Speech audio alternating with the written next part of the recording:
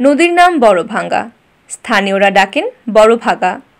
কুশিয়ারা নদীর শাখা নদী বড়ভাঙ্গা। এই নদী দুই ভাগ করেছে সিলেট প্রবাসী অধ্যুষিত উপজেলা বালাগঞ্জকে। নদীর ওপরে সেতু না থাকায় উপজেলার ৩টি ইউনিয়নের লক্ষাধিক মানুষ দীর্ঘদিন ধরে দুর্ভোগ পোহাচ্ছিলেন। দুর্ভোগ লাঘবে শেষ পর্যন্ত নদীর ওপর নির্মিত হচ্ছে বহুল প্রত্যাশিত সেতু। ১২৮ কোটি টাকা ব্যয়ে নির্মিত হচ্ছে দুটি দৃষ্টিনন্দন সেতু, একটি যান চলাচলের জন্য, অন্যটি ওয়াকওয়ে বা পায়ে হাঁটার।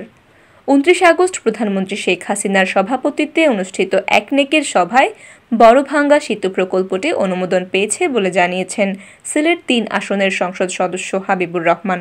সেতুটি যোগাযোগ, কৃষি, স্বাস্থ্যসহ আর্থসামাজিক খাতে ব্যাপক ইতিবাচক প্রভাব ফেলবে বলে মনে করছেন স্থানীয়রা। স্বপ্নপূরণ হবে প্রবাসী অধ্যুষিত বালাগঞ্জ উপজেলার লক্ষাধিক মানুষের। সূত্র জানিয়েছে, বড়ভাঙ্গা নদীর ওপর পাশাপাশি দুটি সেতু হবে।